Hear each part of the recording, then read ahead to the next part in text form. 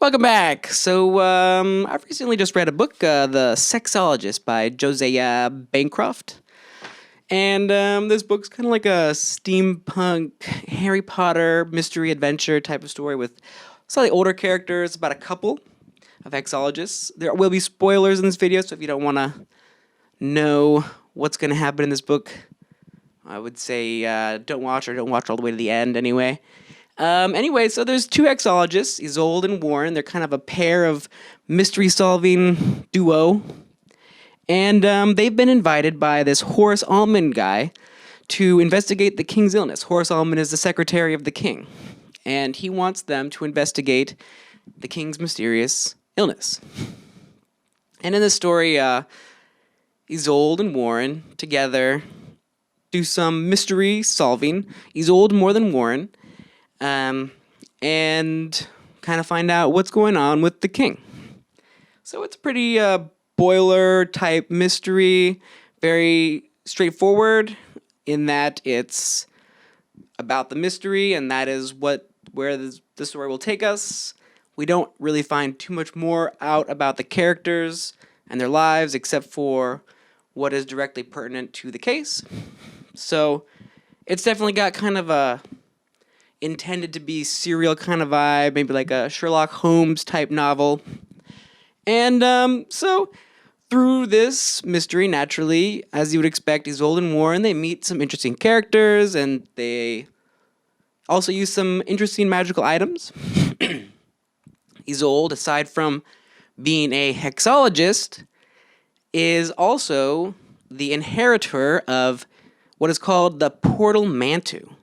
And the Portal Mantu is basically a bag with a bunch of magical items, which she inherited from her father. Her father had a gigantic trove of magical artifacts, and Isolde inherits this, and she uses this bag frequently.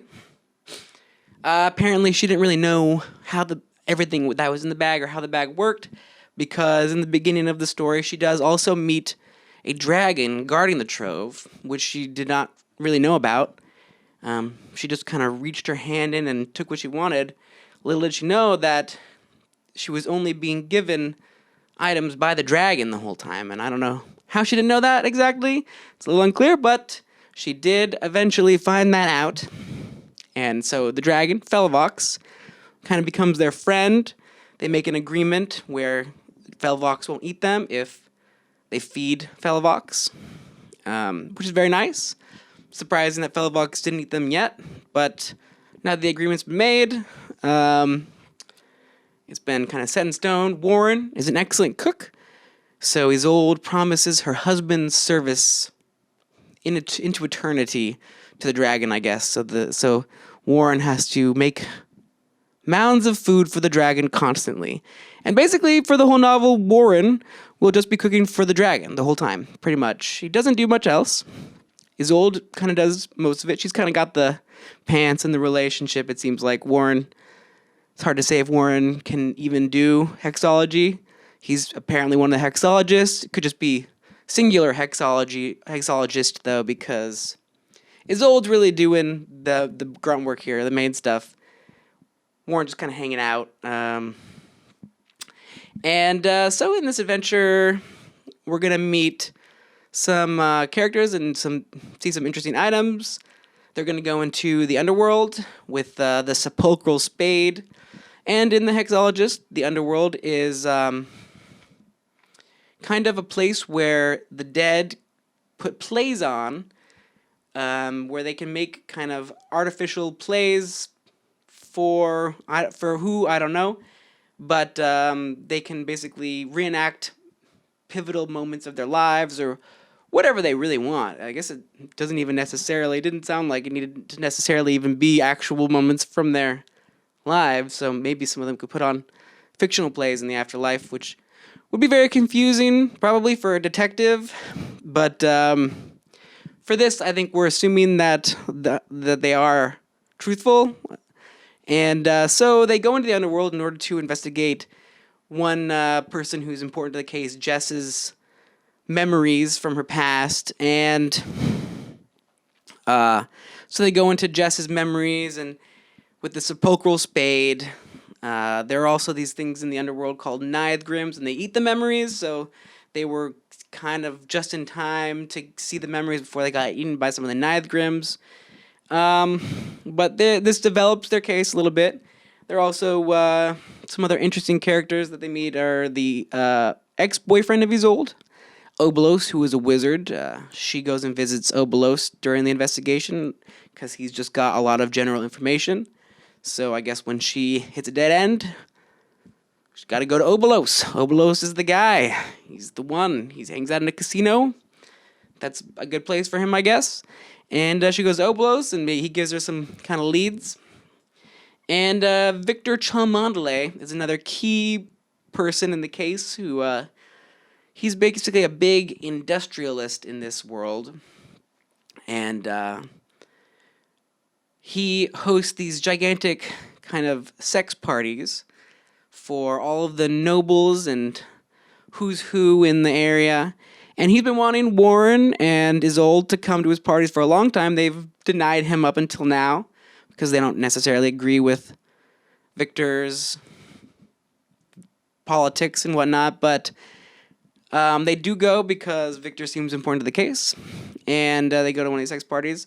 It's here at one of these parties that Isolde kind of takes on a new magical item, the Umbra Annulus, which allows her to swim in the shadows, basically. She swims in the ground from shadow to shadow. So that's kind of a fun thing, and she does that kind of snoop around to see what Victor's got going on. And in this investigation, they do discover a connection between Victor and the king's illness. On the way in between the Victor Gatsby type party and Eyes Wide Shut type party, maybe, and the final conclusion, they are also attacked by a sorcerer.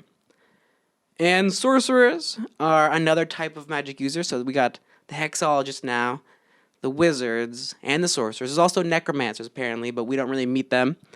The sorcerers, they're all supposed to be gone, but they are the most powerful ones. They can do everything, apparently. They can do a bit of everything. But they were all gone from the war, apparently. There was a war, they all died. But this sorcerer still is alive, so that's very mysterious. And they are attacked by the sorcerer, and the sorcerer is very powerful, and they kind of just get away by the skin of their necks. And after that, basically, what they learned at the Victor Cholmondeley's party is that he had this orphans at one point. He had this whole thing with these orphans who he was grooming to become noblemen or something. Victor Cholmondeley is a rich industrialist, and he always wanted to be kind of a nobleman as well, but he's not, and that annoyed him. So he has all these weird machinations and plans, and basically, one of his orphans that he had back in the past, who was presumed dead, apparently this orphan drowned.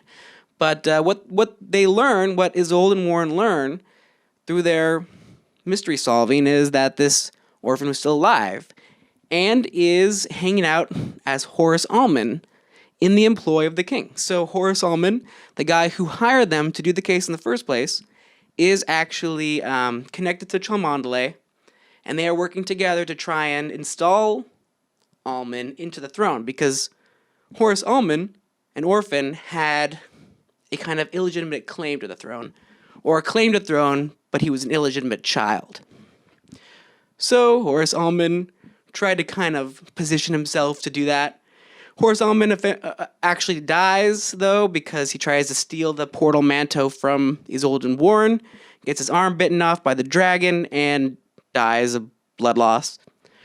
So Horace goes, but the mystery is kind of solved, and they go and tell Princess Constance, who is at the royal castle, about the connection between Cholmondeley and how he's poisoning the king, and he tried to poison Warren and Isolde as well in order to get their portal manto. Everyone wants a portal manto, and so she tells the princess about it. They cure the king very easily, and that's kind of it, until they realize that the the sorcerer who attacked them is actually the Princess Constance, who herself has her own machinations and has been working with Victor Cholmondeley. But that is for the next book. So this story was kind of an interesting read. It's more story-driven than it is character-driven. The characters, we don't get a lot about their lives aside from what they do in the case, and Warren is kind of a useless, flaccid character. He doesn't really do much. He just cooks for the dragon mostly. And Isolde does a lot, but mostly it's using the items that she inherited from her father. And the Hexology seems to be kind of like a side note. It's unclear whether if she didn't have all these special items, she would be able to do all this stuff. So she's not really that strong of a character herself either. Together, they're kind of more of a silly duo than a like straight up, team of kick-ass heroes, I would say. They do like to have sex a lot in random places. And aside from that, yeah, they're a very happy couple. But the story, it's kind of a shallow read, I think. There's some interesting magic stuff, so if you're interested in that, like the steampunk aesthetic, magic, that kind of stuff, you might enjoy the book. Otherwise, I don't necessarily recommend it if you want a good character piece, something learn more about the characters or people or whatnot. It's very kind of archetypical evil villains and heroes and whatnot. But it was a somewhat interesting book, so I give it a. I don't recommend it unless you're just really want that very specific type of magical mystery type of thing, and then I guess go for it. Anyway, that's the Hexologists. Thanks for viewing. Make sure to like, comment, and subscribe, and I'll see you guys next time. Have a wonderful rest of your day.